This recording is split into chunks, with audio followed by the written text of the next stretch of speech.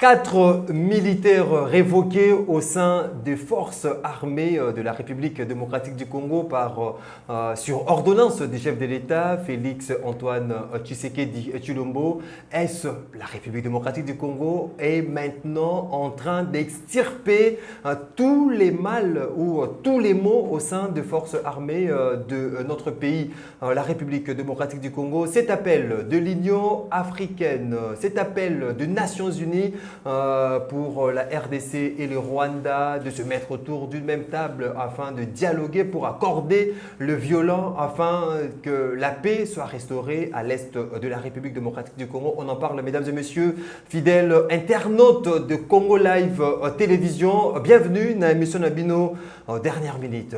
Tozali na Esengo Yakuyamba Mokolo Yalelo Ndeko Cisco Azali coordonnateur, il y a un parlementaire debout. Il y a UDPS Funa auquel je dis Mbote Ndeko Cisco. Mbote Ndeko journaliste.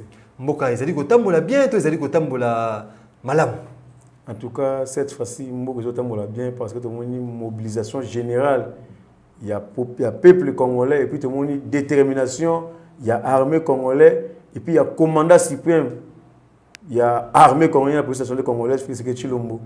Ndeko Simani comme un seul homme pour nous pacifier l'Est, pour nous assurer intégrité territoriale et puis pour nous maintenir paix sur tout l'état de la République. En tout cas, Mboka, et puis tout le monde, tout le mis sur l'armée congolaise, tout ça pour soutenir l'armée congolaise pour nous pacifier l'Est, pour nous être kimia.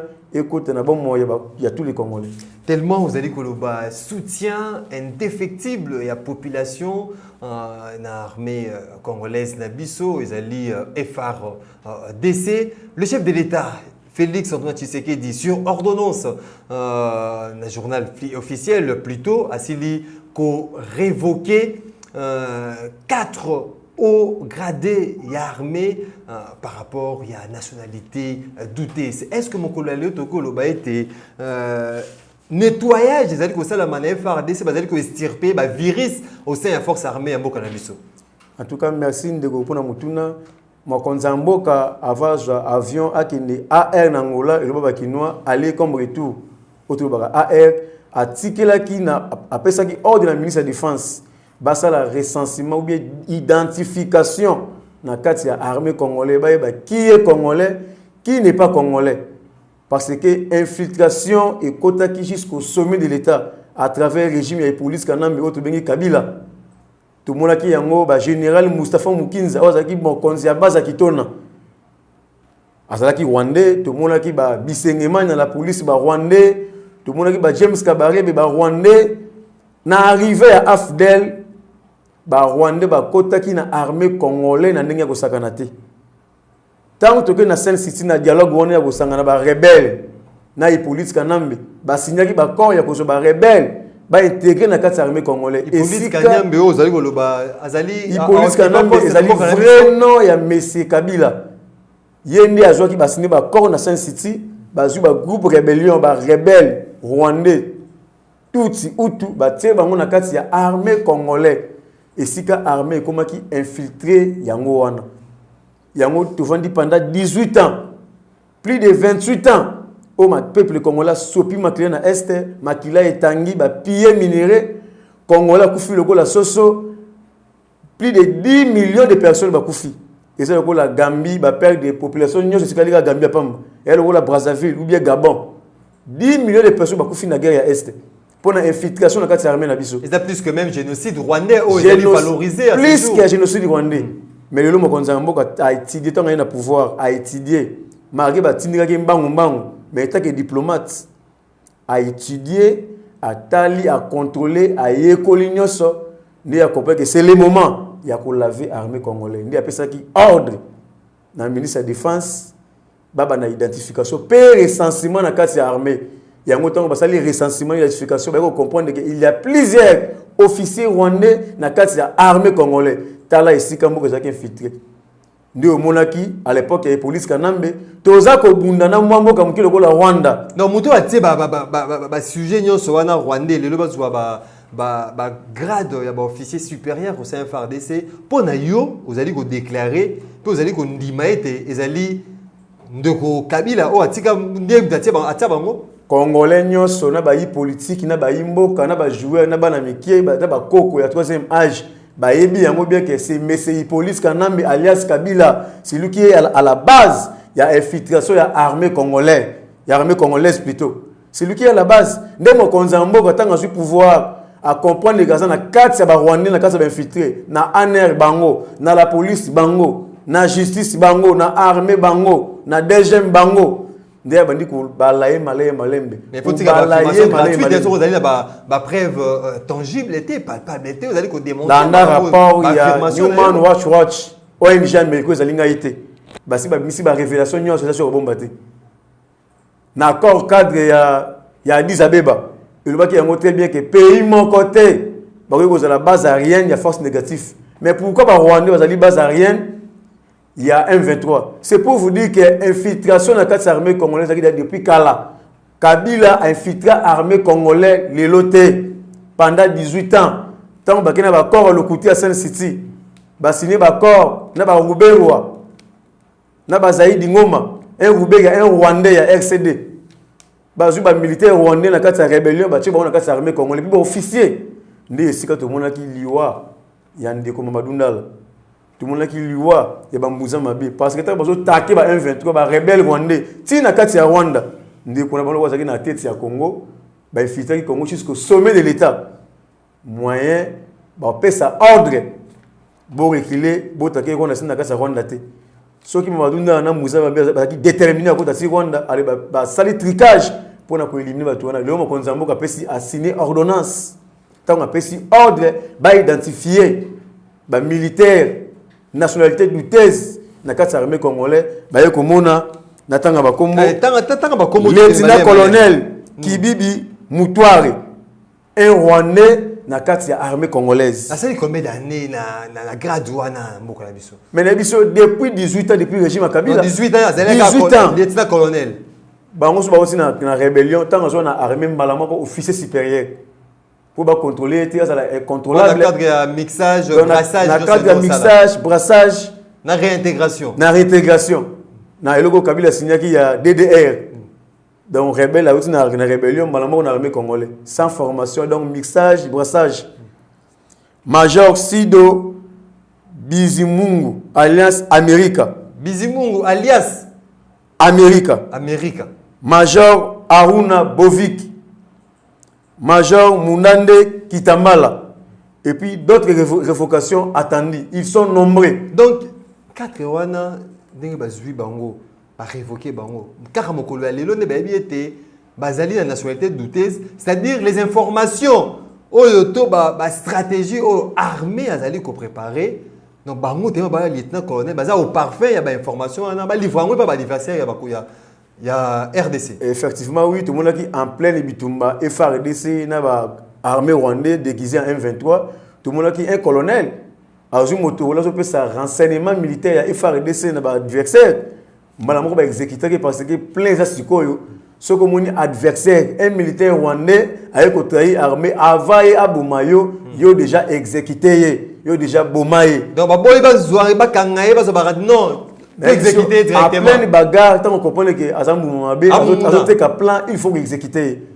Parce que dans un plan, on n'est pas éliminé et faire de ce mobimba au bazar à front. Automatiquement, tant que timelier, il faut qu'on exécute.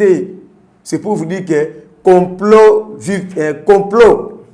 Congo est victime, il y a complot, il y a communauté internationale, il y a Union africaine. Parce que il y a bien que moi, je suis la Rwanda, le quartier. Na kasa yolo bien campings ou bien kaluka ba koki ko faire face na Congo aujourd'hui plus de 118 000 habitants 118 millions habitants na mboko na 12 millions donc combien 118 millions toi plus de 80 millions de dossier de déborda on les a ba bloka kala to déborda tiens 118 millions to na recensement to ko leka na 118 millions ce qu'on a mboko na 12 millions ba faire face na Congo. Lelo ceux qui Rwanda est engagé bitumba na Congo après bitumba tant bon ça na ba dégâts matériels na ba dégâts ba perte de vie humaine ba comprendre que 100% ya Rwanda et vous allez être 90% mais oui va endommager Rwanda ndeko Cisco ti mokolo ya lelo tous à la franc le dans mon oza moi déterminé oza moi na énergie makasi ya koloba ma Rwanda ti lelo tout le monde a kaka Rwanda to lela kana kombo ya Rwanda ba papa ba maman bazali ko lela na kombo ya Rwanda na président ya bango Paul Kagame mais mboka na biso ndenge ozali ko loba en termes de superficie démographie tout ça tellement likolo o to lela kana kombo ya ces petits pays qui est le Rwanda. Est-ce qu'aujourd'hui, on est à même de rivaliser? Est-ce qu'aujourd'hui, ces grands pays comme la RDC est à même de faire face à un logo que vous considérez comme un petit pays, comme un pays où vraiment, c'est une très belle question parce que Imbo va comprendre. Dans le Congo, ils sont victimes, il y a complot, il y a communauté internationale. Pourquoi? Parce que tout le monde peut le Rwanda, bazana makokiti ya ko faire face na Rwanda. Mais le kola bango na so communauté internationale, misu na bango zalika na kita o nzamba pesa biso. Antenne na bango ba chia ko yibela bango minéré ezali Kagame. Nde ba armement ye, ba pesa di bundeli, ba créer ba milice. Tant ministre de Grande-Bretagne so linga azo ba réfugié. La Grande-Bretagne va se réfugier. Déjà, l'opération est conclue mi-juin, les réfugiés au basé britannique na Rwanda. Ce sont les terroristes au bazoya pour activer les Rwandais. Pour récupérer Est. Pour na Goma na Rwanda, parce que terre pour payer minerai, pour na s'enrichir Rwanda na Grande-Bretagne na communauté internationale. Ils ont plan na bango. Mais au moment où je vous parle, le peuple congolais allait mobiliser comme SL homme pour na ko barrer bango route. Et puis, moi, quand je commandé, c'est pour le très bien. Même jusqu'à sacrifice suprême, ce que le Seigneur a mabélé pour pacifier Est, Andimi Yango. Et puis, les Rwandais, dans la Grande-Bretagne, c'est trop peu époque. Ils allaient époque, il y a les polices qui ont mis infiltré l'armée congolaise pour être tout le monde comme les Rwandais, assassiner le peuple congolais, payer minerai. Ils allaient époque, il y a véritable Congolais de père et de mère. C'est lui qui est à la tête du pays. Moi, je suis fait ce que je Chilombo. Babo, c'est l'époque. Ils ont Congo, na bolingo Congolais. Tous les plans de Simba, ils ont une arme, moi côté, et c'est explosé le peuple. Au moment où je vous parle, les peuples congolais se réunissent comme un seul homme pour nous mettre hors d'état de nuire. Même si la communauté internationale, tous mettre en garde. Tous mettre en garde. Même les Rwandais, même l'Union africaine, tous mettre en garde. Parce que tant que Rwanda a une option, il y a quoi assassiner le peuple congolais. Tant qu'on me dit pourquoi, tout le monde a ni déclaration, il y a Nations Unies, ni à l'Union africaine, ni à l'Union européenne, ni à droits de l'homme. Mais le temps où le Congo s'est décidé, il y a quoi pacifier Est, il y a quoi assurer intégrité territoriale, il y a quoi assurer sécurité à peuple congolais, partout où c'est Congolais ali. Et puis, ennemi, à Kimi Nakati à Rwanda 1-23, tout Kangina, la tenue militaire, il y a Rwandais, Nakati 1-23, Nabi Bundeli, oh, armée, à Kanayango, chars de combat, missiles, fusées, bombes, preuve palpable, preuve tangible, oh, armée, tout Kangi par FRDC. Tout présenter à mon CRGL. C'est un organe et traité un conflit dans le pays à Grand Lac. C'est qui était en Rwanda, il y a des sens au Congo. Le gouverneur militaire a présenté les faits. Mais le lobby a dit que tous les militaires rwandais ont été comme preuve, tous ont été en Rwanda et que tous ont été. Avant des militaires rwandais, on a 5 ans de Konzamboka Boy. Konzamboka déjà Ndimi et Cisco. Même Ndimi, il y a coopération. Dakar, na Genève, tant tout le monde a critiqué la signature. Le peuple est souverain. La souveraineté appartient au peuple congolais. Article 5, il y a mis Beko Lukunzi en Moko Nabiso. Dans le Biboé, avant Mokonzamboka, Azong sa des Rwandais, des criminels rwandais, on a M23 déguisés. On a tenu armée rwandais. Il faut Kagame a signé accord. Que Andimi Kolungola Batou pour accord, il y a paix durable. A signé en présence, il y a communauté internationale, il y a Union africaine, va prendre des actes. Ceux qui, tous ont des militaires rwandais, a signé l'accord rwandais, avant Bazonga. Ceux qui a répété les bêtises, il y a Kotake Est, il y a Congo, sous bénédiction de la communauté internationale, alors nous, peuple congolais, armée congolaise, la police nationale congolaise, bisona sur une des destinations de la Rwanda, tout que nous savons massacre na kati ya Rwanda. Ah, tout comme à niveau il y a massacre wana. Parce que c'est trop. Non, Nekosisko, vous évoquez et là moko makambo Italie communauté internationale. Au lobby était le Rwanda est en grande partie soutenu par la Grande-Bretagne, notamment par rapport à la coopération aux migrants, au Soudan, la Grande-Bretagne. Il faut que le Rwanda déjà des joints. Mais tout le monde a rappelé ce pays par rapport à la diplomatie agissante, tant vantée à Mokonzamboka Félix Antoine Tshisekedi Tshilombo. Tout le monde a qui na G20, na G8 avec Joe Biden, coopération et la flexibilité à coopération entre le président, na Joe Biden, na président français, est-ce que tu as la coopération entre la République démocratique du Congo et la communauté internationale, ils ont hypocrisie, ils ont joué tout ezali réellement nini to balingaka ne bisote bazali ko sekisa biso monoko mais na mitema bazali ko kangela biso yango yo lisumu ya Congo o to memanga deva communauté internationale ezali kita oyo nzamba pesa biso richesse minéraux cobalt étain manganèse lithium or diamant charbon kita oyo nzamba pesa biso ba peuple congolais yango nemela biso likambo. So qui je na kita oyo te mais bitumba este oyo ezalité ndio ozomona Congo nazo répéter yango ezali victime ya complot ya communauté internationale na ba ba que partenariat gagnant gagnant 4P partenariat privilégié États-Unis d'Amérique RDC mais bango ne bazana na base ya soutenir Rwanda pour na payer minerai na ba Bill Gates bazana 4 parce que ordinateur téléphone Android baza ko sala babilo zo na kati ya Congo balithium bakobal transiter dans Rwanda à faciliter Rwanda za lokola facilitateur voleur principal na bango bazo utiliser donc à travers Rwanda ba armée allié Kagame a recruté ba jeunes rwandais bana mikie ba mineur après ba formation militaire sous prétexte ba na kati ya armée rwandais mais azui bango atindiki bango na kati ya M23 azozona ba militaire matriculé na kati ya armée rwandaise aza ko tindika bona kati ya M23 nyoso wana pona ko piller kiti ya Congo pona ko yiba kiti ya Congo tandis que makonza mo esa bango na conseil de sécurité abisi bango oya lingi ko zwa minerai na kati ya Congo aya na porte ouverte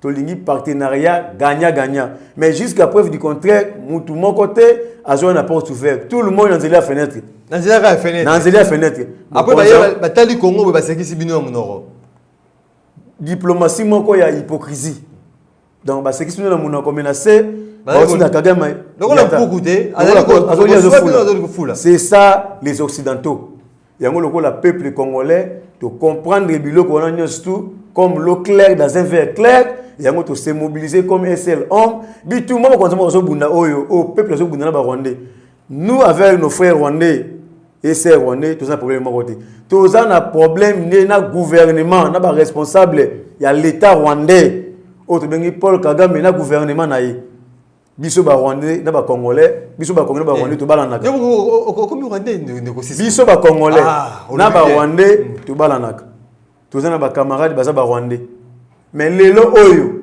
deux ans camarades rwandais ou bien deux ans ko lubara baza na goma na est ba congolais baza ba rwandais baza na base ba botana kuna entre peuple congolais na peuple rwandais tout ça na problème mon côté mais tout ça na problème na ba responsable ya gouvernement rwandais na président rwandais donc ba autorité de l'état ya Rwanda bango nde tout ça problème na bango parce que bango nde baza lokola ba beki ya communauté internationale tala de ba massacrer moko aujourd'hui le président moko étranger net que italien plan sur la communauté internationale Martin Fayulu qui est italien ending ari au Congo Diane eza moi cité qui est italien eza comme ba Camerounais sénégalais est-ce que wana nani Martin Fayulu oh moi je me le Martin Fayulu mais qui est italien mais ba comme ba na kati ya Congo ba ko sa peuple congolais ba Martin Fayulu mais vrai nom na qui est italien ending ari au Congo. Est-ce que ça peut comme président de la République? Non, est-ce que est-ce que ça par rapport à un conflit politique, adversaire politique, on est le lot au baptisé Congo qui est Diang.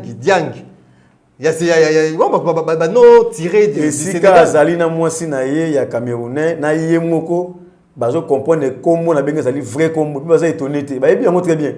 Vrai non na yango na. Qui Diang azalaki papa na azalaki petit frère. Il y a papa na Pépé Kalé. Papa na Pépé Kalé, il fit un Camerounais. Mais Pépé Kalé est congolais. Maman Pépé Kalé est congolais. Mais papa na ye azalaki Camerounais. 50-50. Papa le qui na ye ne papa na Martin Fayol. Martin Fayol a classe na Congo pas grande sœur na ye. Yango moni azonga toujours na Cameroun a kino bala ndeko ya munoko mboka na ye. Ne mwasi na ye aye na Congo. Il passe du courage ya kolobe makambo ya Congo. Ya botama na ninyo na bandundu.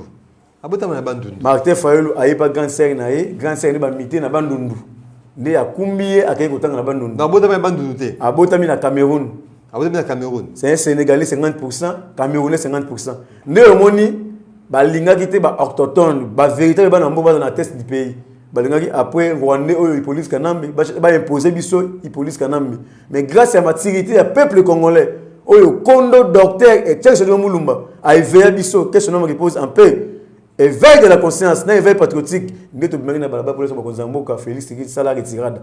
Tant on sala retirada, sala remontada. Tant on sala remontada zongi na Congo, malango to Félix na Ngwende, chef de l'État dans à Irene. Après quelques temps, remontada de l'armée, nettoyage. Après quelques temps, tout le monde va retomber. Congo et là c'est là que ça une infiltration jusqu'au sommet de l'État. Tala elengya koza mwana mboka véritable congolais de père et de mère na tête ya mboka.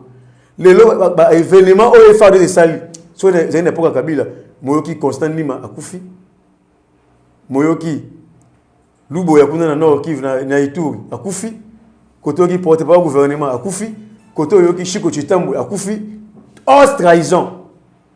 Il y a pas Konzamboka parce que armée et autres qui ba nekuna bango ba Rwandais. Tala de gembo za infiltré. Les lo grâce à événement Félix Tshisekedi Tshilombo, na motivation armée, tala ba exploit les lo base habituée comme la frontière ya Congo na Rwanda. Donc c'est pour vous dire que Félix Tshisekedi c'est une bénédiction pour la République démocratique du Congo. Félix Tshisekedi à la tête du pays, c'est-à-dire nous perdons le Congo. Nous perdons le Congo. Nous perdons le Congo. Donc l'exploit, donc la CPL, Obima, au Kenango de façon chronologique et historique, retirada. Remontada, aujourd'hui il y a la paix, aujourd'hui on essaye de restaurer véritablement la paix à l'est de la République démocratique du Congo. Ndeko au Cisco. Par rapport, tellement on parle de la situation sécuritaire, parce que c'est ce qui est vraiment dans les lèvres, il y a Congolais Nyonso. Mokolo Yalelo, Nations Unies, Union africaine, Macky Sall, Kuna, secrétaire d'État américain, Basaliko Senga, de plus en plus, que Makambu Oyo ait trouvé solution sur la voie diplomatique, c'est-à-dire la RDC et le Rwanda bakoutent autour du même table pour colmater les brèches afin que Makamwana et Kende Nandenge Moko ya paix avec apaisement. Est-ce que vous allez favorable na voie Oyo communauté internationale nous impose justement ou bien de Lingi Mokonzamboka s'est rébellé à Sala Makambo Nenge amoni mboka il faut ekende nenge amoni makambo il faut ezala na ebisio bitumba Ukraine ici ils allaient délivrance pour le peuple africain surtout pour le peuple congolais. Nations Unies, Union européenne ba que nous aussi sa guerre ya Ukraine ici et l'autre ont imposé Mokonzamboka ba basi monsieur touche politique parce que peuple congolais allait déterminé armée congolais ba allait déterminé dans la police nationale congolaise ba allait déterminé tout le monde est venu mais ça na est pour na peuple ba sali marche si na frontière ya Rwanda ce qui la police frontalier et empêcher bango te ba allait 100 minduki na ba motocycliste ba kota ti na kati ya Rwanda ba que nous bunda militaire rwandais 100 minduki tala de guerre détermination. Non, c'est un sens aussi élevé à patriotisme. Donc sens encore très élevé esprit patriotisme. En tout cas peuple congolais comme fait patriotique. Donc c'est ngaki mwana mboka asa na tête ya mboka. Communauté internationale bazo disé Mokonza mboka tinda bango nanu ba que ne kosili sa guerre ya Ukraine ici.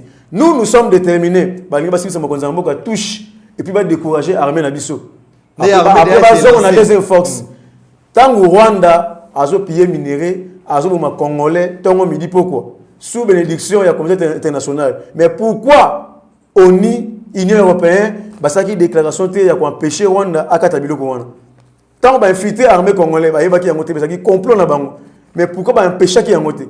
Mais le temps armée congolaise, grâce à la motivation à commandant suprême Félix Tshisekedi Tshilombo, option il y a assurer l'intégrité territoriale, il y a maintenir paix dans l'étendue de la République. Allez, il y a le mango pour le dialogue. Non.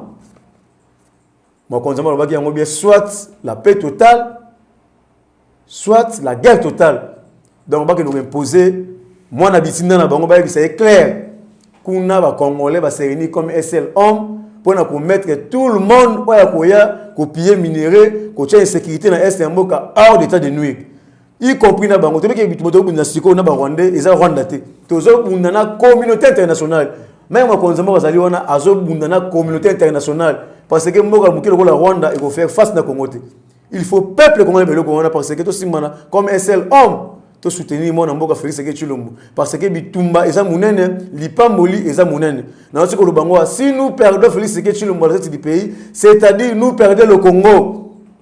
Et puis, tu as tête au père derrière, et puis, Nzambe a dit Félix Tshisekedi mission. Mission Nzambe. Mission divine. L'enfant envoyé par Dieu. Il y a qu'à pacifier le Congo, et puis il y a qu'à pacifier l'Afrique Mobimba, et puis il y a qu'à la Kagame la présidence de la République. Parce que c'est un dictateur de tous les temps. Et puis, Kagame a dit mission au Mokonzamboka, ayaki na Congo, aye pour la Kagame. Pour na kocha kimia na kasa ya Grand Lac et puis pour na kocha kimia na Afrique Mobimba. Tomoni Kagame a yo le kakutu président camerounais par rapport à durée. Au moment où je vous parle avant combattu 50 ans. Au moment où je vous parle le règne ya Kagame et comme Nasuka. Même peuple rwandais basa pour Kagame était parce que banama konzambo a décrété état de siège budget ya Rwanda et le moins la remontada. Et ça les retirera à 3 milliards de dollars. Pendant que Konzambo a décrété état de siège, tel niveau. Donc, l'économie à Rwanda est 6 mois qui n'a 1,23. Donc, perdu. Perdu total. L'économie à Rwanda est 6 mois qui n'a 1,23. Grâce à pillage de minéraux, bazo kabana occidentaux, bazo teka, et ça les remonter d'économie. Pendant que Konzambo a décrété état de siège, n'a l'économie à Rwanda par terre. Peuple rwandais bango nzal a complicité na ba sénateur na ba député na ba officier na kati ya armée chers collègues quitter les groupes rébellion yo zo mona député là ti veste na cravate mais mboso mona na ba chaîne na minduki na maboko na hémicycle na makile ba kongo na maboko ce sont les rebelles à cravate député yo wana pour défendre ba circonscription électorale mais azali ko mona na mais na kasa Congo na ba soutan mais abibi na veste na M23 mais abibi le wana veste pe ala soutan mais na nganza mais M23 ala si na veste na cravate mais on fait on mboso mo na ba chaîne na minduki na bombe na maboko na ba obi alinga betaka bandeko ba zinga zinga na biso mboso bi chers collègues quitter les groupes rébellion chers collègues de Grand Kivu quitter les groupes rébellion bazotana le roi Bosoko da patriarche autina bango nzungu moko aye bango très bien abi cette fois-ci c'est la République totayeri mboka parce que azalaki wana azalaki rwandais soko meki bako éliminer yo mais cette fois-ci c'est une de kona biso to bimana ba groupe wana to servir République union sacrée mokonzamba lo bakango tebe zali to misala bana misala ya peuple congolais to misala ba umbu ya peuple congolais et non to ko la continuité ya régime ya police kanambe ya ko la massacre ya peuple congolais à complicité na ba rwandais le lomoni déclaration ya ambongo akena kikwit alo bayete mokonzamboka a ko sala ko briguer ko sala glismate Jésus Christ yaki na Congo asaki mission na et puis asaki akendaki au moment où dans la guerre entre ba rwandais na communauté internationale à ta parole mon côté pour renforcer moral des militaires pour condamner le glissement la sorcellerie discours sans contexte selon les enjeux de l'ère actuelle discours moko orgé Donc, il y a des élections. Oh, contexte actuel, sécurité, guerre, on il y a Jean-Pierre Bemba dans l'Union sacrée, abete la biso vérité, il y a papa wana ambongo. Nek papa na Bemba na jouer dans Centrafrique, avec beaucoup là, tu as tanké ba classe, tu as comme oh ndeko Cisco. Na bien, muto za dit congolais, on a l'esprit patriotisme. Té ba critique, ils vont dire papier mo ba critique té. Parce que c'est ba que bino na IDPS bolinga ba critique té. Ce moi critique ezali mo lo ba point au régime boé. Botelemi ba mo bo beta ba nationalité o bazalité, o soit congolais o abotama na Haïti. Moment où doza na ngo to boya critique té. Mais quelle critique? Surtout moni défaillance na carte armée. Mais moment où doza na ngo peuple a séréni comme un seul homme. Na bana miki na ba bébé na ba ko 3e âge. Ba ça ko soutenir chef de l'état. Et bongo yo nganga nzambe. Na moment ya guerre oh le moment glissement à ta parole mon côté pour soutenir armée na peuple congolais par rapport à l'enjeu de l'air il y a insécurité à est mais il y a aucun glissement il y a élection mais président pas un véritable congolais a coquille comme ça va propos on a été aye ba yango élection les priorités mais ce qui est priorité de priorité ils allaient kimia et puis sécurité il y a vie humaine il y a bateau ils allaient sacré Kimia na sécurité tellement que la vie humaine, les êtres humains sont des êtres sacrés na pays. Donc c'est ce que tout le monde qui dit dans moi souka il y a un entretien d'abisso dans cadre de la dernière minute de Cisco est-ce que il était makambu kasongo mwema vous allez porter parole kasongo mwema vous allez porter parole, il y a le chef de l'État. C'est qui qu'à un certain moment, que non, la sécurité, la sûreté de l'État a été touchée. Quelqu'un voulait déstabiliser les institutions à notre pays. Conseiller spécial à la sécurité, le chef de l'État, François Béa, Simbaki na ANER, transféré dans la prison centrale. Il y a Makala, Mokolo ya lopi déjà vendredi, à Rosala, devant la barre, dans la haute cour militaire. Est-ce que bateau monsieur balobaki qu'ils allaient faire politique, balibasimbisa et tout chez le causalité comment vous allez comment est-ce que ils allaient qu'on vraiment une lignée il y a état de droit lignée il y a intelligence il y a service de sécurité à mot cannabiso qui a balimba la sabato polé nani azali coupable na coup d'état ninga qui survenir à mot cannabiso IDPS a combattu pendant 3 décennies pour la restauration d'un véritable état de droit. Tant que le état de droit, ils allaient sloganter, ils allaient pratiquer. L'autre monde ba yimbo ka opposition, ba osala ba marche ndenge ba lingi, ba so vendre na mabele, ba so bina, ba so beta balé en plein meeting, en pleine marche. Donc c'est pour vous dire que Aza à l'aise na opposition moko ya VIP, au biso IDPS, tout ça ça na ngote. Mais François Béa bah révélation je m'a dit jour au jour encore des révélations même Jeune Afrique a mis ba révélation vous a dit ni baïba même Jeune Afrique a mis ba révélation la conversation na mwana mboka Léon Kangudia na WhatsApp a finga mokonzi mboka Léon Kangudia za congolais toi à l'étranger azali congolais avant de rawapi na Kinshasa toi à l'étranger azana Kinshasa a finga mokonzi mboka na WhatsApp ba ingénieur public Zoba Fujibu. Wana mokonzamboka zara na opposition to zara. Wana mokonzamboka chef de l'État François Béa conseiller mokonzamboka na matière de sécurité. Mokonzamboka asa diplomate ayebaki bien que François Béa asa na service ya Kabila. Ti achaki wana a espionnaki ba appel téléphonique, ba conversation ya Facebook ya WhatsApp. Asaki déjà espionné. Ti a longoli makolo ake Tanzanie ko ça la réunion na John Numbi pour la comploter pour la vie du chef de l'État, pour éliminer physiquement le chef de l'État. John Numbi wa kimia basali réunion na Tanzanie, na John Numbi. François Béa. Deuxième fraction, Eza Otobengi, préparatoire de déstabilisation du pouvoir de Kinshasa. John Numbi. Troisième fraction, excitation na désobéissance de militaire. Donc ba obéir ba hiérarchie na bangote, ba obéir commandant suprême té. Dans la fraction aujourd'hui Massal. Et puis quatrième fraction, tentative ya coup d'état.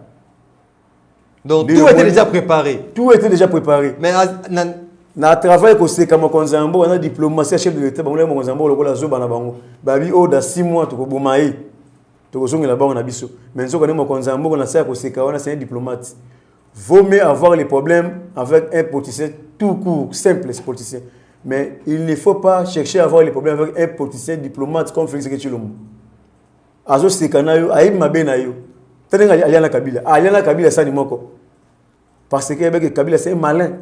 Ça je bonga ona yemoko na kati na bango armée ya Kabila infiltré na ba Rwanda la police ndenge moko ANR justice ndenge moko cour constitutionnel ya Kabila akena politique ya les corbeaux et les renards. Maître Corbeau, c'est le péché. Bonjour monsieur le Corbeau, que vous êtes joli, que vous me semblez beau. Flatté. Quand je regarde fromage boba à Missy biceps. Frappe bandit, déboulonnage. Frappe bandit. Malamako basse bousculage. Il y a majorité parlementaire en plein mandat. Nassimo Kongo Félix Tshilombo.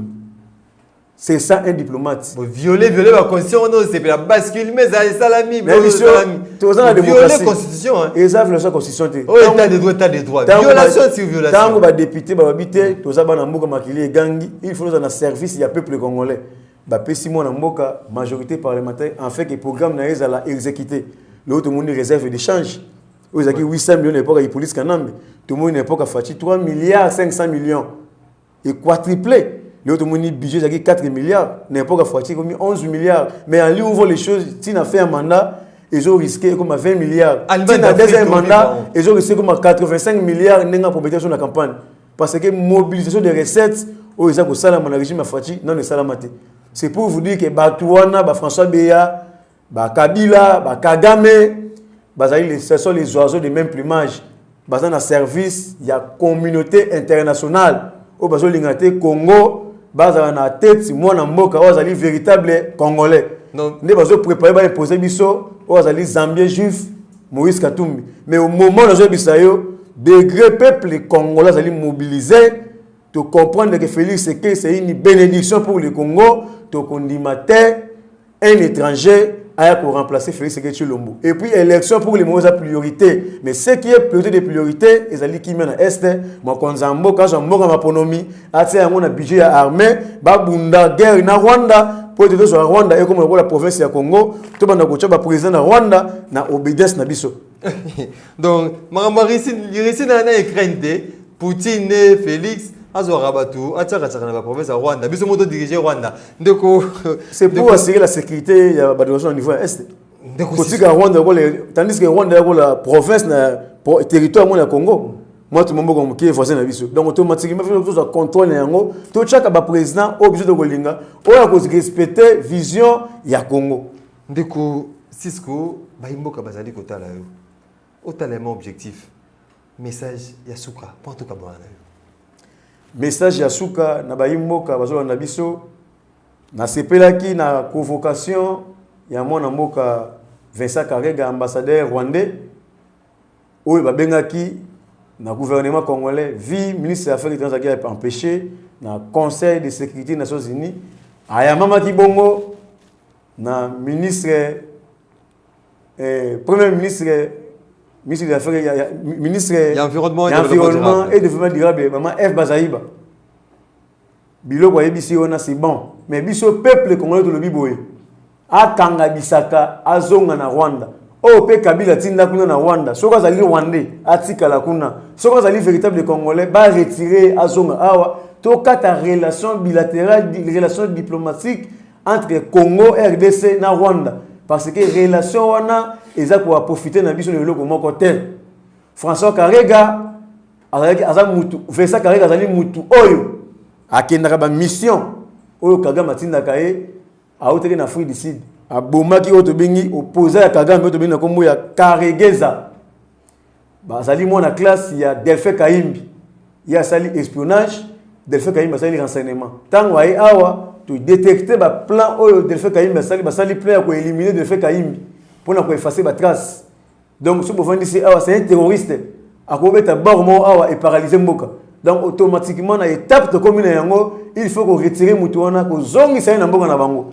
Makambo ba procédure qui ya ko mettre bango en garde et ça va théorie mo sur le miango. C'est bien bon et remettre bango en garde mais ce qui est bon au peuple Congo de ça kozela bazwa Vincent Karega bazongi sa na Rwanda et puis na sengi na makonzambo le commandant suprême ba kende ko ça la perquisition na Kingakati na Kashobu na Kashamata na ba ferme nyonso oyo ezali ya bakabilisi oyo na kati ya etandi ya Congo basala réperquisition babimisa baminduki barwandais oyo babatami kuna parce que toyebi plan na bango nde basalaki yango eza na bandako eza na bagombe awa ya bakabiliste il faut kosala yango patrouille kosala perquisition na bakati ya bandako wana parce que bibundeli ba arme lourd eza na bandako wana kaka ndenge mpe bandako ya numbi ndenge ekobima na bandako na bango yango na senge na peuple congolais partout tous hommes dans le monde tous simana comme un seul homme tous se mobiliser boy tous soutenir l'armée congolaise et puis tous soutenir notre frère notre sang Félix Sekeli Tshilombo oyo aza la pongite tongo midi poko azoko bunda pona ko restaurer paix sur toute l'état de la République. En tout cas, c'est votre humble serviteur Cordon Cisco pona ko zongai plus 243 89 68 53 286 plus 243 89 68 53 286. J'ai dit et je vous remercie. Mesdames et messieurs, fidèles internautes, vous avez bénéficié de réflexions, des arguments vraiment pointus de notre invité de ces jours. Il s'agissait de Cisco, coordonnateur de parlementaire debout de l'UDPS Funa, auquel j'ai dit merci. Merci beaucoup. Vous étiez nombreux à suivre cette émission, une émission réalisée de main de maître par Joe Mukenga. Je vous retrouve très prochainement pour un autre numéro pour Parler Congo. Ça sera avec le même plaisir qui nous anime d'ailleurs. D'ici là, portez-vous bien et bonne évasion sur Congo Live Télévision. Au revoir.